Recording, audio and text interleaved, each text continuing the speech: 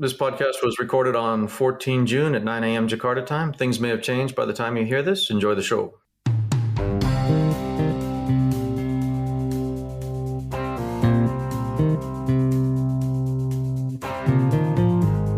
Welcome to Reformasi Dispatch. I'm Jeff Hutton, regional correspondent for the Straits Times of Singapore.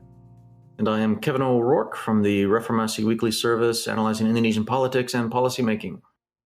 Well, the spike has arrived. We hoped that it wouldn't, but it has come in spades. We're going to be talking about that. We're going to be talking about a proposed revision to the much-loathed, fearsome, draconian ITE law. And Puan gets a bit of pushback with some new polling out just in the past couple of days. And something I'm not looking forward to is our interview coming up as we tape this. We haven't done this interview yet. But we're talking with Charlie McCann of The Economist, and I think she's going to make me sound stupid. Yeah, no, not at all. Something to look forward to talking with Charlie McCann, but the topic is going to be a bit sobering because it's about Myanmar and the latest events there, how Indonesia ties in. I'm more worried about how it makes me look. No, it's fantastic. Yeah, she does this for a living, so yeah. She's just actually new to the job, and she is just doing some bang-up work covering the region, how she does it. Smart people over there at The Economist. And you're pretty smart too, Kevin. Couldn't do what she does. Yeah. Okay, COVID. The spike has arrived. Anis Baswedan just said over the past few hours, active cases have jumped by half since the week before. This is putting strain on bed occupancy in hospitals. That's the big worry. And it seems to come pretty much as we worried about 3.5, almost a month since the end of Idul Fitri. We're still sort of early days in the spike, but is looking as bad as we had feared, right, Kevin? Yeah, very much so. That's exactly right. It's like clockwork. All four previous national holidays had this gap of just about 24 days from the holiday until the peak of the growth. In the previous holidays, there was a buildup. The growth was accelerating up to that peak. In this case, it really was a plateau. And then right around the 24th day or so is when the momentum became evident. So I think that just reflects the fact that the holiday took place amid flat case detections, whereas previous holidays took place amid a little bit of upward momentum to begin with. In any event, the holiday definitely caused a spike. So Anis Baswedan referred to the active cases, and active cases are tough. I don't really pay attention to that anymore because it requires knowledge about people who have received treatment and have gone off to isolate at home and have they recovered or not. And it's very hard to keep track of that. So that's a factor in the equation for active cases. And so ultimately, it's bed occupancy is the key one. But case detections are very useful. Indonesia's testing has improved quite a lot this year. Still inadequate, but better. And the case detections, specifically for the province of Jakarta, have more than doubled over the past week on a 7-day moving average basis. So it's definitely jumped up. The question is just how much more is it going to accelerate, how fast, and when will it turn a corner and subside again? And it's a crucial question because, as we know, the healthcare capacity in Indonesia is very limited. Yeah. What do we know about bed occupancy? I've been reading something like 90%. Right. Bandung is up into the 90 percentile in West Java. The major facility in Jakarta that they use is the athletes' dormitory in Kemayoran, which has about almost 6,000 beds. And that's about 2/3 occupied, but filling up very fast. And within the next week, it could very well overflow. So the task force chair talked about expanding its capacity by squeezing a third bed into each room. Most rooms have 2 beds, and he's talking about squeezing a third in. So it's a pretty dire kind of outlook there. What's that quarantine facility for? Those are for people who can't quarantine at home? Correct. Yeah, there's 9 huge towers there with accommodation. And different towers are for different uses. Some are for asymptomatic people who simply need a place to isolate, but some towers are for sick people. Just by way of anecdote, I know that this is apparently spooking officialdom in Jakarta. There's a fairly sort of high-end restaurant in the SCBD. I'm not going to name it on the pod, but it was raided by police because they weren't following social distancing. There's a sense of what's the word is gone. The urgency ebbed. People hadn't been as vigilant as they were before. And I've been to this restaurant past couple months. I wasn't there on Friday, and the police came and kicked everyone out. It's got people spooked. What do you think some of the measures might be? Might we see another lockdown? I don't think so. Yeah. Right. Well, I mean, the good thing in Jakarta is that relative to every other province, there's been quite a lot of vaccinations happening in the capital, especially the healthcare workers and frontline workers, but also among the elderly. Maybe that will help mitigate the impact a little bit, but there's still probably 2/3 of the population of the city that are unvaccinated. So there's a lot of vulnerabilities there. And now with the new variant circulating, it's likely that the India variant is circulating now. So I would think that stricter mobility restrictions are going to be necessary, yes. Yeah, the background of all this is India. And that must be sort of the real concern, that we're going to just see an outright explosion. But as you've been mentioning before, apart from Idul Fitri, we didn't have the mass gatherings like we saw in India during, I think there's some regional elections there, and there are some religious festivals, and there's millions and millions of people all gathered together at the banks of the Ganges, for example. And thankfully, that hasn't happened yet. So we can count our blessings. Yeah.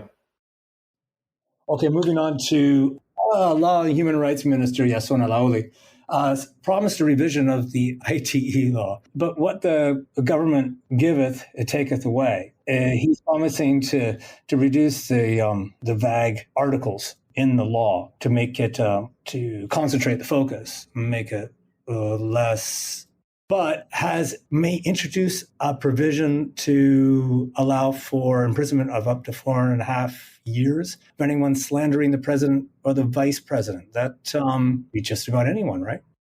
Yeah, and there's also a provision about defamation of the authorities. So there's two different measures happening here. So the good news is that the government is revising and clarifying this draconian 2008 electronic transactions law, the ITE law, which is good because it legalizes basic electronic transactions. But back in 2008, they also used this as a way to try to crack down on immoral activity of various sorts. And it was very poorly written, and then it was abused by the authorities. It was a easy statute to use to oppress victims of extortion, basically, in a lot of cases, or abuse for political purposes. And there's features that pertain to defamation, threats of violence. And so the government now plans to revise this law and put in clearer wording about what these terms and phrases actually mean in practice, and hopefully also reduce some of the penalties too, because most of them had carried very long prison sentences ranging up to 6 years for things like hate speech, immoral acts, gambling, threats of violence, and quote unquote causing losses. Yeah. So one thing, yeah. But then on the other hand, at the same time, the government is also planning to revise the criminal code, the KUHP, the KUHP. And they're actually inserting very draconian phrases about defamation of the president and the authorities. So, on the face of it, some of these articles seem completely reasonable. That you can't, I guess, spout off and defame someone. You can't peddle in hate speech. You can't threaten violence, or I suppose the causing of losses. One can imagine, defaming a business and saying, they're serving dog meat when they're not in a place that doesn't like dog meat. But in practice, what this meant was agents of the targets would act on their behalf. Say, like a local police chief would say, "Oh no, what you said about the president, I don't like that so much, and I think you have to offer up an apology." Or it was just sort of like local actors taking it on themselves to basically act as a referee in the public forum. Yeah. Absolutely, yeah, there was that. And so the officials have said that specifically for the defamation of the president and vice president, that will no longer be the case. So it would need to be the president or the vice president themselves, the aggrieved parties who file the charges, not somebody filing the charges on their behalf. But there's another statute in this revision of the KUHP about defamation of the authorities. And there, anybody who is an authority can be the aggrieved party who files the charge. So that's not so good. But you're right. I mean, the ITE law was really subject to abuse lots of times. The famous Omni Hospital case with Mia Pritasari, I think, Prita Maya, sorry. There was a nationwide campaign to raise pennies for Prita because she was basically the victim of this private hospital that regarded her email chain as having been defamatory, and she was imprisoned because this hospital filed charges against her. She was complaining about malpractice. She went into a private hospital. Yeah, and she did suffer malpractice, and she complained about it in an email to about 6 friends. And then one of them posted it on a semi-public group on a forum or a blog, and so the hospital then imprisoned Prita using the ITE law, and so that was a major case. Talk about insult to injury. What happened there? Well, it was eventually got overturned, but not before Prita racked up some pretty major legal fees and had to serve a little bit of time in jail. And she wasn't alone. I mean, there's been dozens of comparable cases like that, including things in people who just were on a WhatsApp group with only fewer than a dozen other people, and or people who had set their BlackBerry Messenger status page with a phrase and then got imprisoned for that. It's sort of a piece, though, isn't it, of this policing of speech online? And this might be a good question. I'll just write it down for Charlie. But, just how far out of step is Indonesia with the rest of the region, do you think? Yeah, pretty far, I think, especially for a democratic country, and especially because these specific statutes in the KUHP explicitly say that the long jail sentences of up to 4.5 years apply to defamation of the president or vice president done through social media. Okay, turning to politics, there's been a few developments. One is in the Puan Maharani saga with the PDIP. There's also an approval survey that you want to have a discussion about, and some nattering about a possible third term for Jokowi. Maybe we'll take that last one first. Is that, you hear these sort of mumblings and rumor mongering. Should we take that seriously, or is that just someone spouting off? No, we should not. Something that crops up from time to time. There are definitely people out there who would favor that, but it's something that's highly unlikely to ever pass through the full legislature, the NPR, because there's an ample number of parties that adamantly oppose it because it's against their self-interest. Opposition parties, as well as one of the major pro-government parties, Prabowo Subianto's Gerindra, because they want Prabowo to be the next president, not Widodo. Right. So there's just no support for it in Parliament, and there wouldn't be much support for it in the Constitutional Court because we've seen this movie with respect to the vice president, Joseph Kala.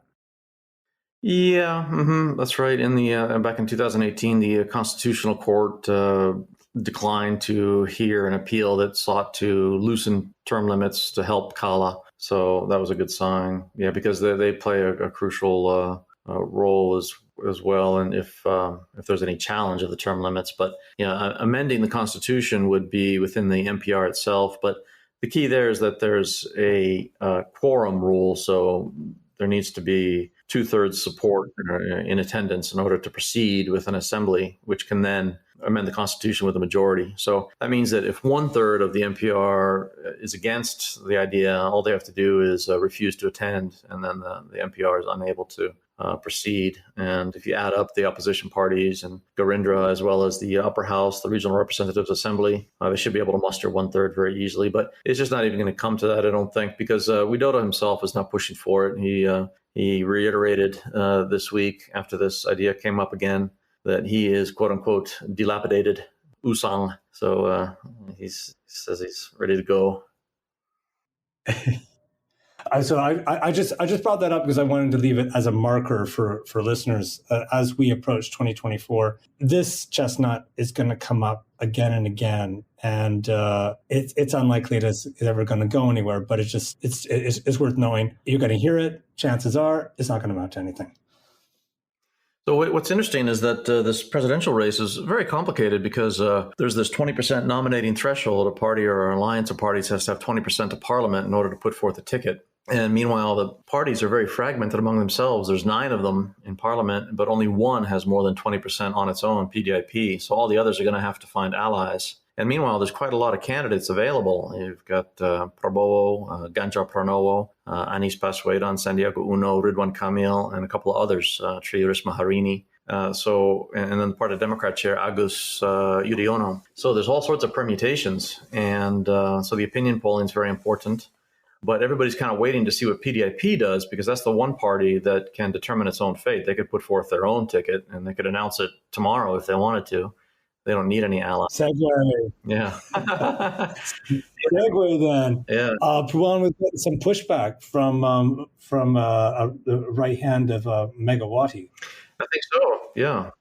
Yeah. So the party just seems to really be suffering in havoc right now in the leadership. There's all different messages coming out from different places in the party, which is very unusual for PDIP. Typically, Megawati herself is very reticent, and she makes sure that everybody around her is even more so. But that's not the case at the moment. There's different people spouting off in different directions. So it means basically that there's still a lot of possibilities with PDIP. The 2 main ones are nominating Ganjar, the Central Java governor, for president, or alternatively putting Puan Maharani on a ticket as the running mate with Prabowo of Gerindra for president.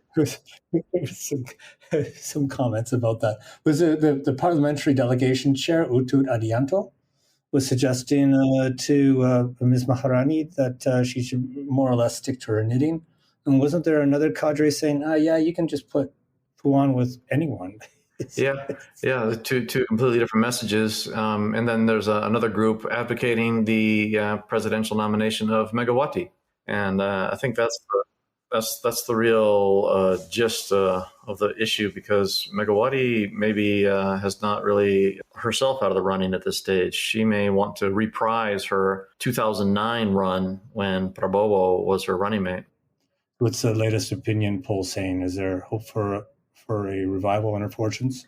Well, I don't think is paying much attention to the opinion polls, because if she was, she wouldn't be entertaining any hopes for winning the president race, because there's a new one from Saiful Mujani Research and Consulting that just came out on 13 June. The polling was done on the 4th week of May using face-to-face polls, not telephone polls. So face-to-face polls in Indonesia produce a much different result from telephone polls. And Prabowo is by far the strongest candidate. He's got a lead of about 10 percentage points in a field of about 15 names over Ganjar, and Megawati doesn't even show up with any support whatsoever. There is one other question where they just ask respondents about their preferences of party chairs, specifically among the 9 party chairs. Which ones do you like? And there, Megawati gets support from 2%, and Prabowo has much higher support on that basis. But it shows that Ganjar has potential to catch up, though, because his name recognition is still only 57%. So there's still a huge upside for him as he becomes more well-known. Those numbers seem to be more in keeping with Prabowo's stature and near universal name recognition. I'm surprised that it was no more than 16 or 21% or something. Gaps of 10% seem to be more in keeping of his name ID. Might we see some yeastiness in his numbers now? Or? Yeah, I mean, his numbers are not really all that strong, considering, as you mentioned, his stature and his ubiquitous name recognition nationwide. And this survey was interesting because they provided different scenarios, one of which is a 3-way race between Prabowo, Ganjar, and Jakarta Governor Anies Baswedan. And in that scenario, there's 17% who are undecided or did not answer. And meanwhile, 34% chose Prabowo, and 26% and 24% respectively chose Ganjar and Anies. So keeping in mind that only half of respondents even know who Ganjar is, he is very much within reach of surpassing Prabowo. The problem is he needs to get started now because becoming recognized nationwide is a long process, and there's not really that much time left. But his party, PDIP, is dithering because Megawati is unable to decide whether she should be the one running or whether they should partner with Prabowo and put Puan on Prabowo's ticket, or whether they should opt for Ganjar. So I think all three of those possibilities are still alive within the party, judging by what Utut Adianto said about Puan. Is there anything that the incumbent president can do? Assuming that he's got maybe a little firmer grasp of political reality, can he do anything to intervene or to be by his side at a public gathering or something to boost his stature? Yeah, that's it's not his style, but he certainly can, and I would expect him to do so at some stage. His endorsement will mean a lot. Typically, endorsements from elites do not mean much, but one from him will be meaningful. I really would expect him to gravitate towards Ganjar Pranowo or one of the other accomplished former regional heads or current regional heads, Ridwan Kamil, or even Tribus Maharini, maybe. Probably not Anies Baswedan. However, he needs to negotiate the political currents because he needs all the parties on board for some of his legislative ambitions in the meantime. And he needs to avoid alienating any of his allies, namely Megawati. Of course, PDIP is not alone in having the decision-making capacity with respect to who will be its nominee left to one person. It's kind of crazy that a modern, in an established democracy, the decision to make a nominee rests with one woman. Do you see any possibility of a discussion at some point of a modernization or a reformasi of the political party structure? No, I don't see any, actually. In fact, it's not just PDIP that has this problem, but most parties have this problem. And ironically, the one that had been one of the three pillars of Suharto's new order, Golkar, is arguably one of the most maybe not the most democratic, but it's at least a functioning institution with its own mechanisms and processes inside of it, rather than just being a vehicle for an individual elite, as are most other parties like Garindra, Democrat, NASDEM, PDIP. Right.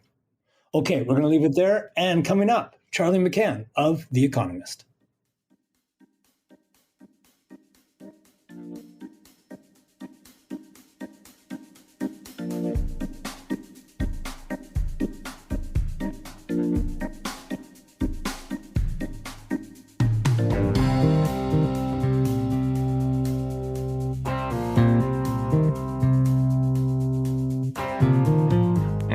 With us, Charlie McCann, the Southeast Asia correspondent for The Economist. Welcome, Charlie. Thanks for joining us.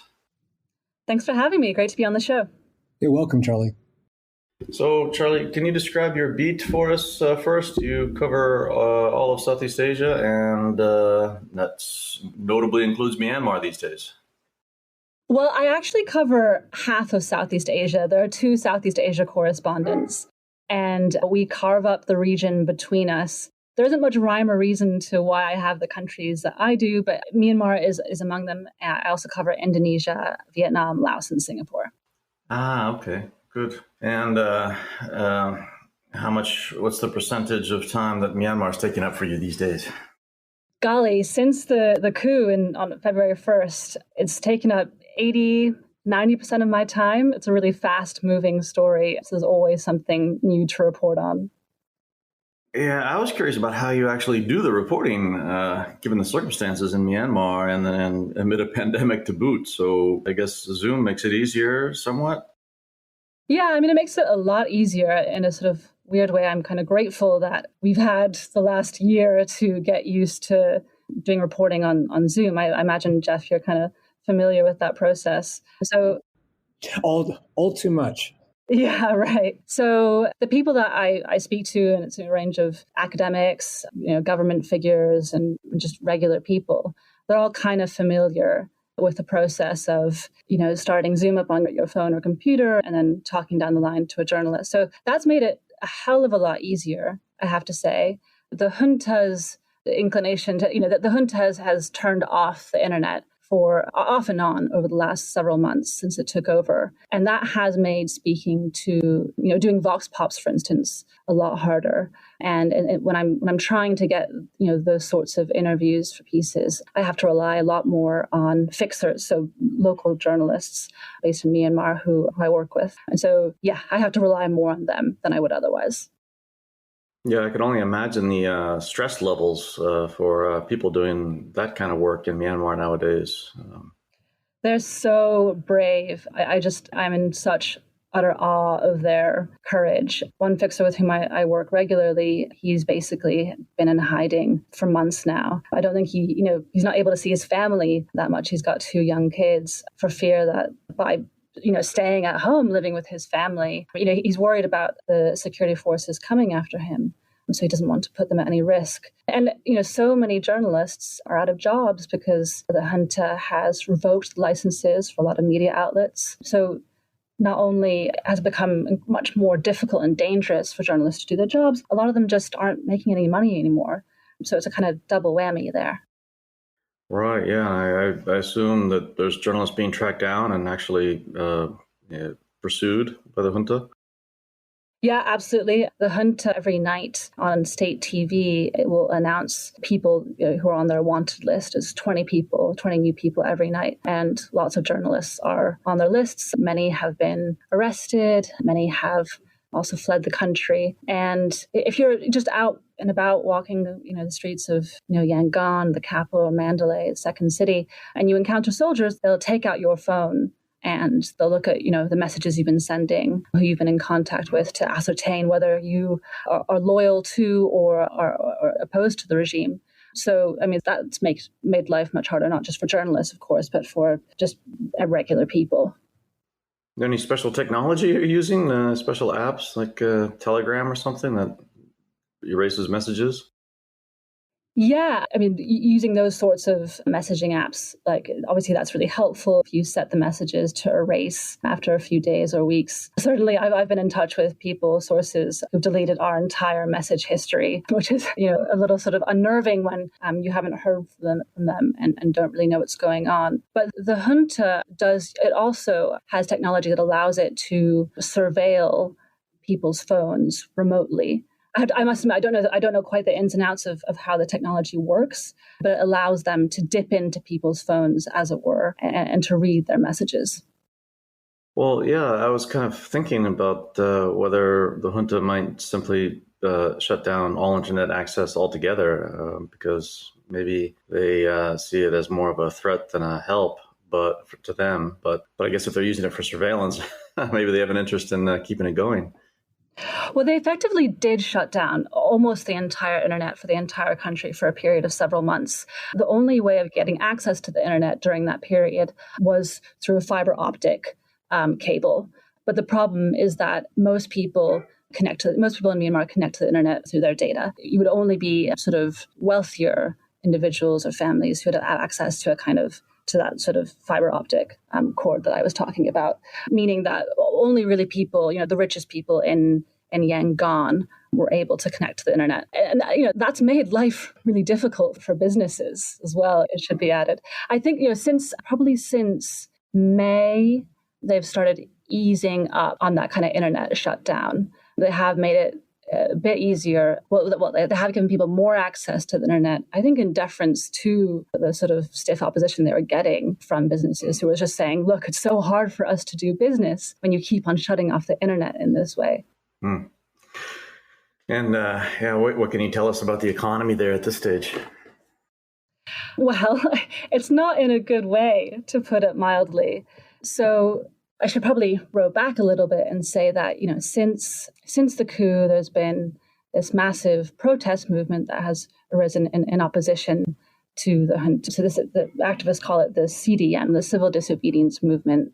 And that has consisted of 3 tactics. So you have boycotts of goods produced by the military or which are affiliated in some way with military conglomerates. You have protests So for the first 2 months after the coup, basically cities and towns across the country were sort of awash with people streaming onto the streets. There are hundreds of thousands of people out there, maybe even millions. It's hard to get exact numbers. And there was also a general strike. So very few people were going into work. And that meant that the economy almost came to a standstill. Since then, so when it comes to the boycott, it's still very hard to even find products like, for instance, Kirin, which until the coup was Myanmar's favorite beer brand, but is also produced by a company which is half owned by a military conglomerate. So restaurants and shops, what have you, they're not even stocking Kirin beer anymore because they know that people, A, won't buy it, and B, if they're seen to stock it, people will be very angry about that.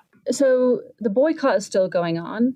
And then you have the strikes. The government has really leaned on workers from what they would deem to be the most important sectors. So, banking, logistics, the ports. They've really leaned on them to get back to work. That has been somewhat successful. I'm told that, kind of returned to normalcy, at least when it comes to people just going to work in Yangon. But then in other sectors, people are still refusing to go into work. So for instance, the government, it was the first day of school on June 1st, and the government was really pushing teachers to go back to classrooms. And an industry body of teachers says that only half are returning to the classrooms. And likewise with healthcare, doctors just aren't going. They refuse to return to the hospitals, which is, it's not good from a COVID perspective, which we can talk about later. And there's also been, this is kind of a long, rambly answer, there's also been an enormous crisis of confidence in the banking sector. There were limits put on the amount of money that people could withdraw from banks several months ago. I think those have since been relaxed. But that was, those limits were imposed by the government because they were so worried about a run on the banks. The fact that the government, the junta is now in charge of the central bank has created a lot of concern amongst regular people who would really just rather take their cash out of their bank accounts and store it under their mattress. So you now see sort of enormous queues of people by ATMs, at banks, people trying to get their money out. So that's been just a terrible thing for the banking sector.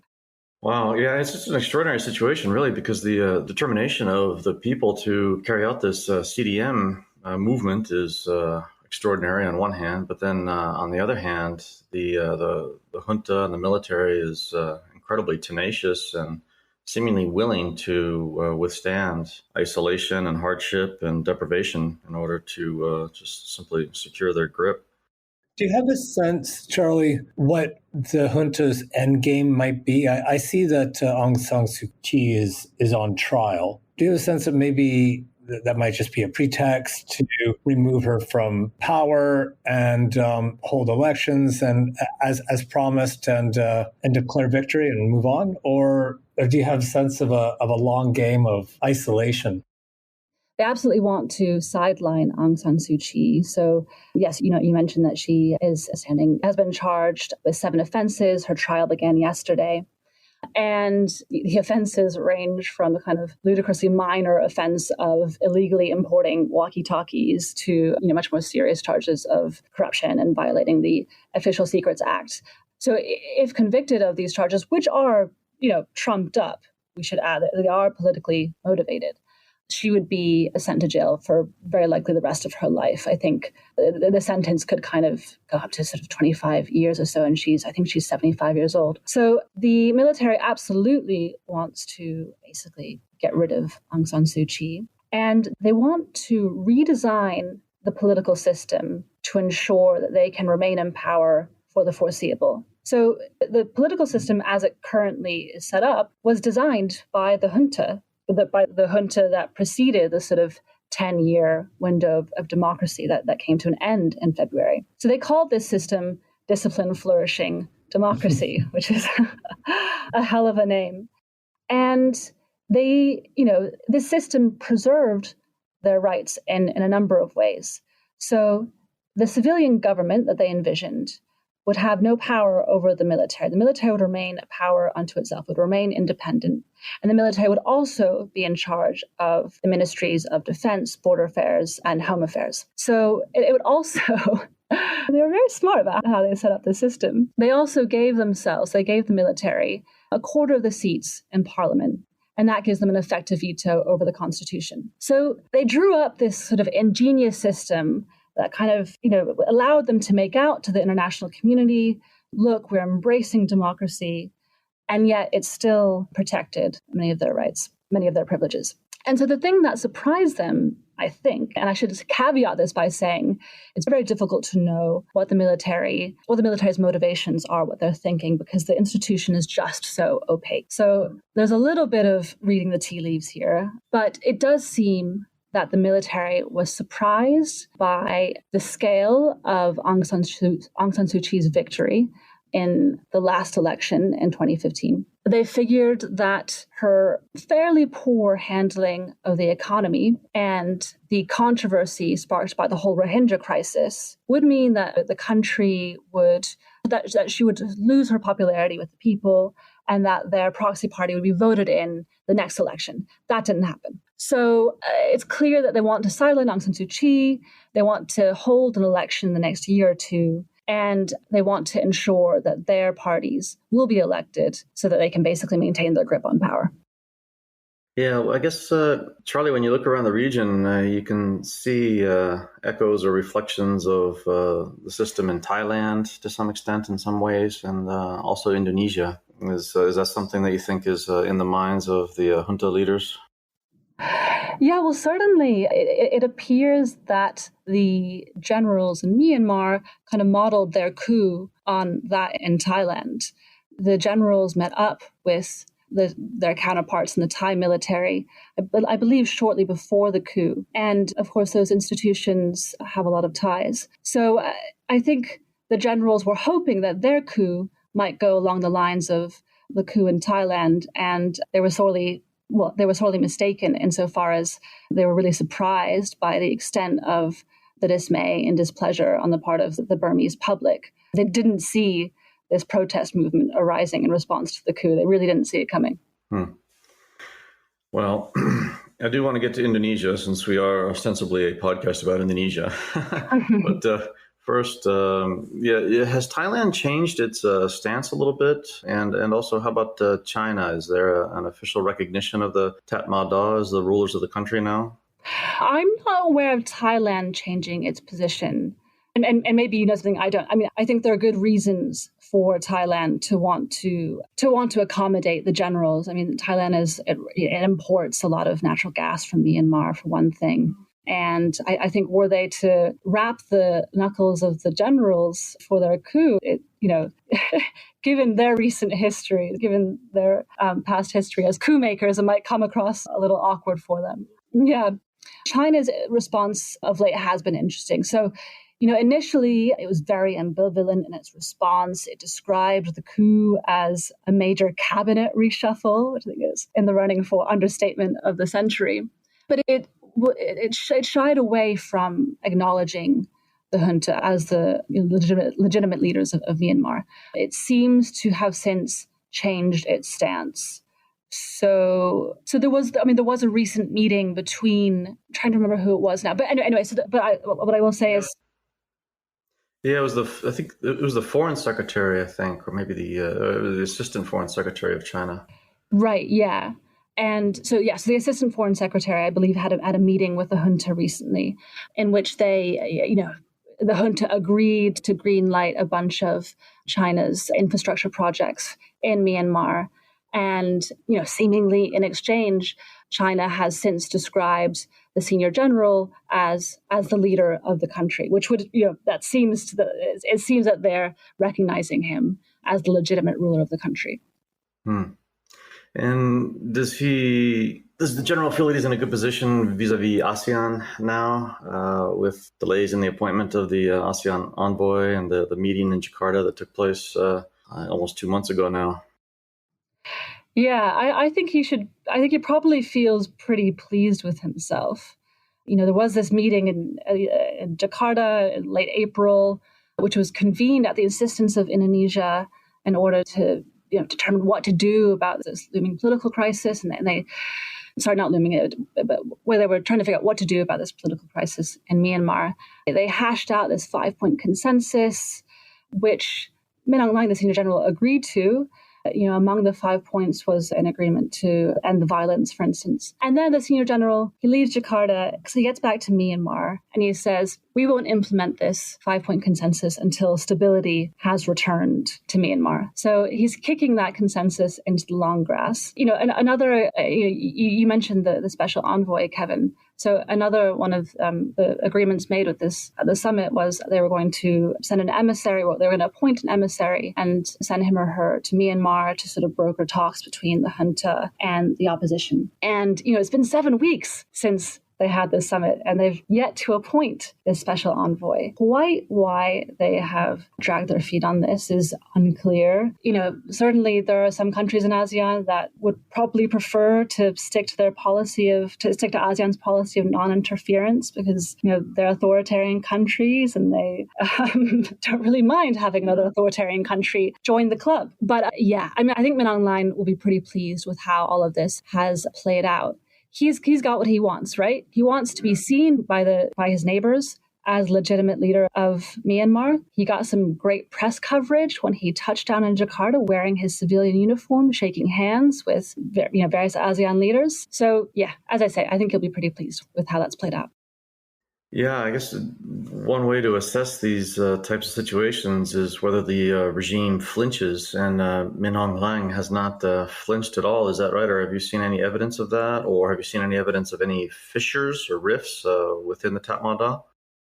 Unfortunately, no, I don't see any evidence of significant fissures. So the army, the police it comes under the umbrella of the military. There have been quite a few defections from the police. Several hundred police officers have defected. A handful of soldiers have defected, but they've been fairly low ranking. We've yet to see, any really high ranking soldiers defect. And there are rumors that there are individuals within the sort of upper echelons of the military who are displeased with the way that the coup and its aftermath have played out. But as yet, there's no sign that, that there's an internal coup within the military brewing.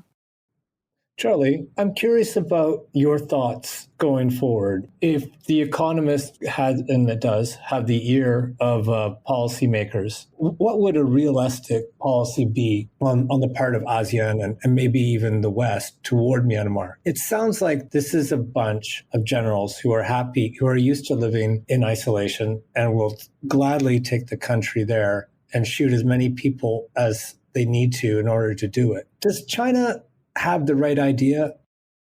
I mean, does China have the right idea in recognizing the junta as...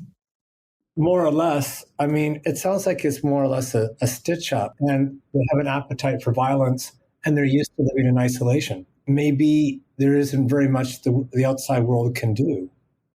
Yeah, I see what you mean. No, you're absolutely right. It is a really difficult situation. The junta was isolated by the West for decades.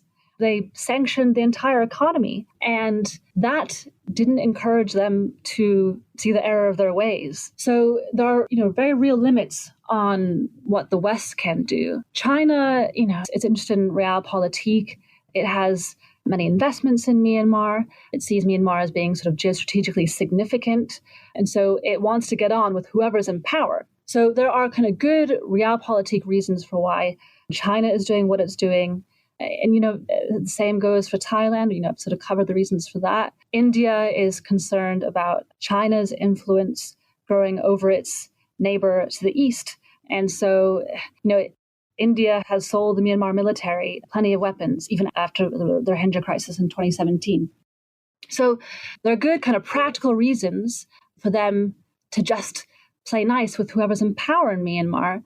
But there are also good practical reasons for why they should be very concerned about resolving the political crisis there, right? So there is an enormous refugee crisis brewing in Myanmar. Refugees are fleeing. Refugees in the west of the country are fleeing into India, and in the east of the country, they're fleeing into Thailand. I don't think that the refugee crisis is quite as big as the Rohingya crisis of a few years back, but it's definitely going in that direction.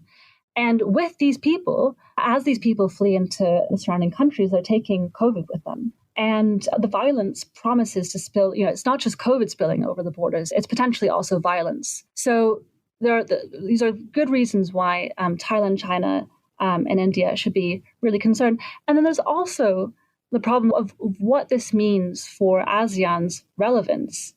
If Myanmar becomes a failed state, it's going to show up ASEAN as a really ineffective institution. And ASEAN will be shunned on the world stage by Western nations whose politicians don't particularly want to sit down at the table with the senior general from Myanmar. So that will be a significant headache for... Sorry? Yeah, it's a concern for the mandarins at ASEAN for sure. And I'm talking in sort of practical terms here. Of course, there's a very strong moral reason for why these countries ought to intervene and try to broker some kind of settlement between the government in waiting and the junta.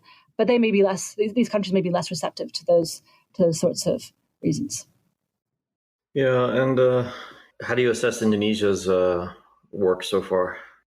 I was really impressed, given Jokowi's, traditional, typically he's not terribly interested by world affairs, but, he showed a lot of leadership in pushing for this summit, the ASEAN summit, which took place in April, right? Like Brunei is the chair right now. Jokowi could have taken a back seat, and yet he pushed for that, which was great to see. I think I think Indonesia could be bolder. I think they should threaten to suspend Myanmar from ASEAN. That would really unnerve the generals. And I think they could make overtures to what's called the National Unity Government, which is this government in waiting. They don't need to necessarily go so far as to recognize it outright, but were they to be very visibly talking to the junta's rivals, again, that would unnerve the junta in a significant way. Yeah, I think the NUG is really starved for recognition and also probably financing. So is that an area where Indonesia and other parts of the international community can do more? Yeah, absolutely. They could recognize the NUG and they could provide it with much needed material support. I mean, the NUG is this kind of funny beast. It has this apparatus of a government. It has its appointed ministers and deputy ministers, and they're putting out policy papers, but they don't control any territory. And they're trying to form this sort of federal army in this kind of top-down way, even as there's this kind of grassroots militias that are forming on the ground. But there's this kind of disconnect, as far as I can make out, between the two of them. So I think what would help the NUG sort of forge the links that would be necessary as they're trying to kind of develop their structure and maintain the loyalty of the public. If the international community could donate, money, supplies to the NUG could then start doing the hard yards of building the kind of bureaucracy necessary to funnel those supplies to people who are in desperate need of them. I think the UN said maybe last month, that half of Burmese people will be in poverty by next year. So there's a massive humanitarian crisis. And the NUG, it's not wanting for legitimacy in Myanmar amongst the people, but if the NUG struggles to give aid to its own people may grow to see that NUG as this kind of quite ineffective outfit. And I think the international community could play a really important role there. And what are you seeing with regard to the militias or PLFs? Are they gaining any traction or making any headway? And I think there was a big battle in Chin State recently as well. Is that a precursor of things to come? Yeah, it absolutely is. You see these People Defense Forces, they're called, sort of mushrooming up all around, particularly in the center of the country. So the peripheries of Myanmar are dominated by ethnic minorities, many of whom have these rebel armies who've been waging wars of independence for a very long time. The center is dominated by the Bamar ethnic majority. And so it's in these heartlands where you see these PDFs. And it's really an astonishing thing, Kevin. These militias, they have very little training, if any at all. They have the most rudimentary weapons. Many of them are homemade hunting rifles that have to be manually triggered by lighting of a flame to the barrel, I think. And yet they're able to exact some, I don't know if it's a significant number of casualties, but they are making life really hard for the Tatmadaw. I mean, it seems that the Tatmadaw the Burmese military is overstretched. Its conflicts with various ethnic armies is renewed, and many of these conflicts have intensified. At the same time, it's fighting these people's defense forces, and a lot of soldiers are dying. That may be because even though the Tatmadaw is one of the biggest standing armies in the world, exact numbers again are hard to come by, but anywhere between 300,000 and 350,000, a large share of those soldiers are not particularly well trained. And so it may be that the Tatmadaw is sending its best, toughest soldiers to fight their traditional enemies, the ethnic minorities in these rebel-held areas, and the less well-trained soldiers are fighting the militias, who, because their enemies aren't so well-trained, are able to exact some casualties here. Okay, well, that's all very cheerful. Thanks for the uplifting session.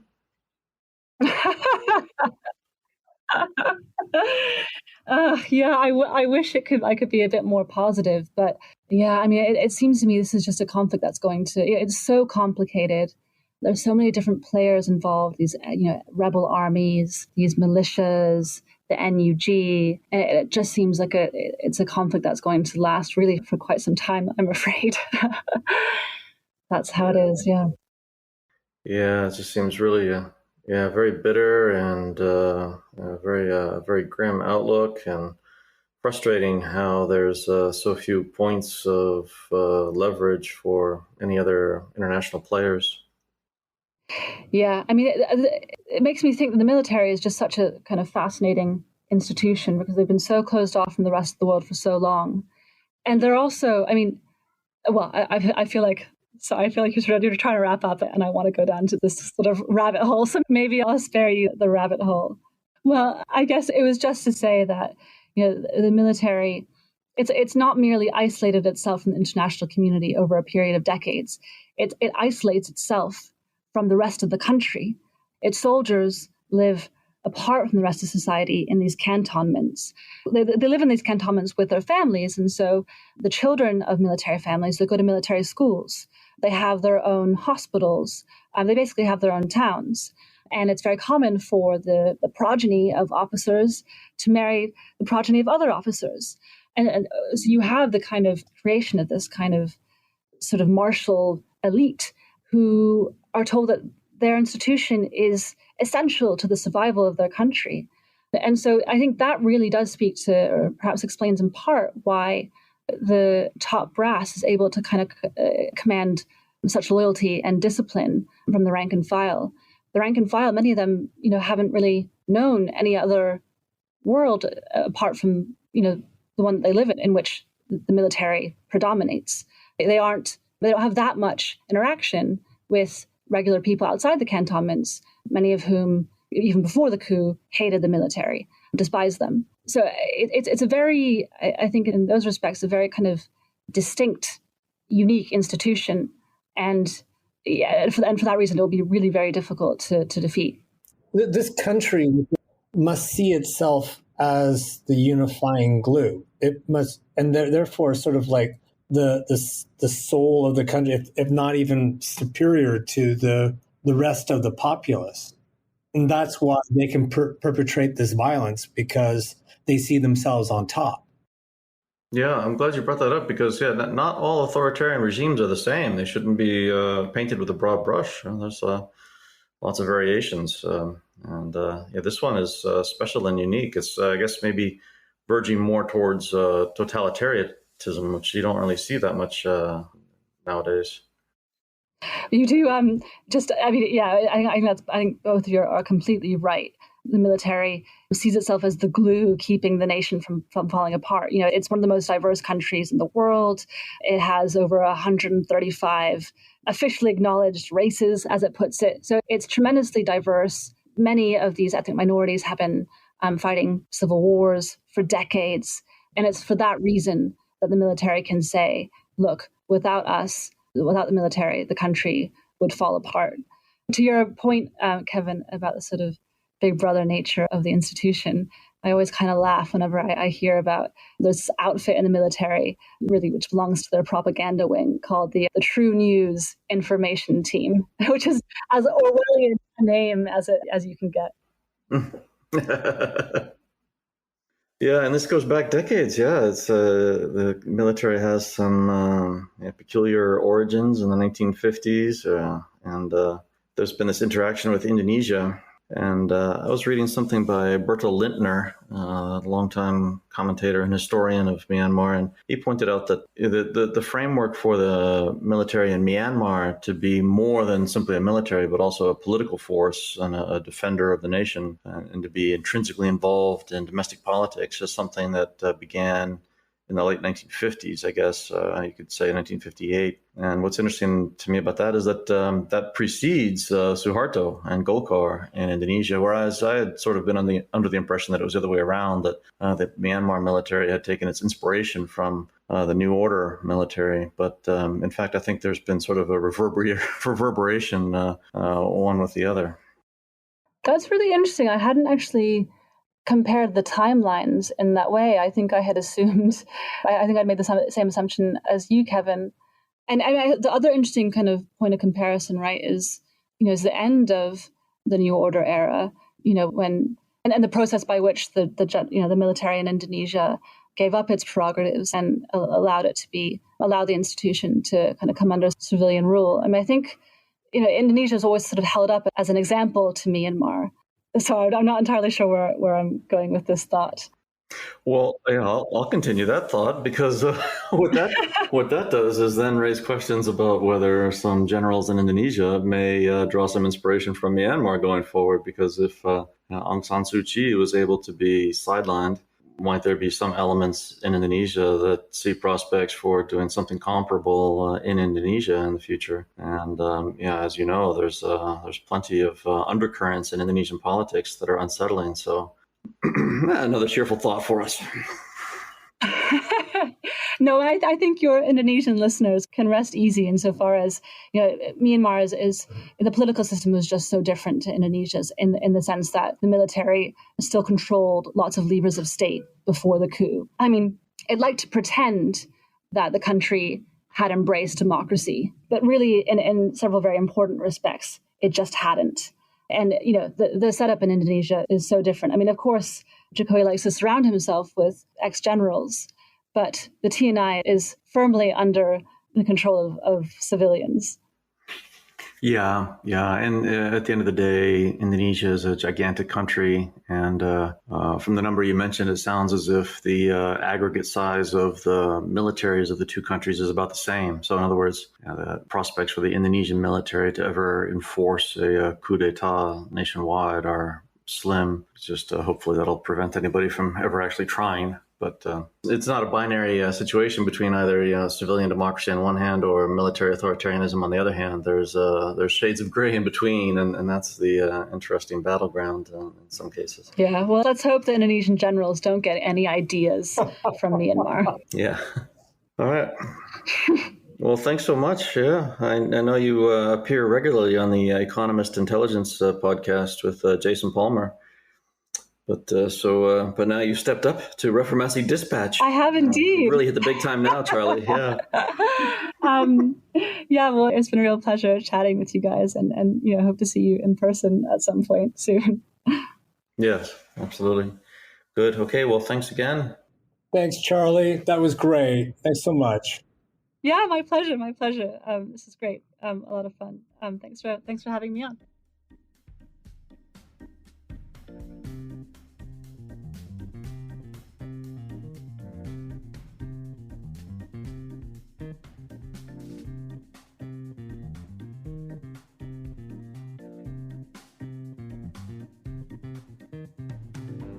And that's the pod. Thanks to Charlie McCann of The Economist for joining us. Our producer is Stephen Handoko. Editing by Aditya Akbar. Music by the Blue Dot Session. If you're listening to us through a podcast app, please subscribe and rate us. It helps. As always, you can reach us at hello@onthelevel.id.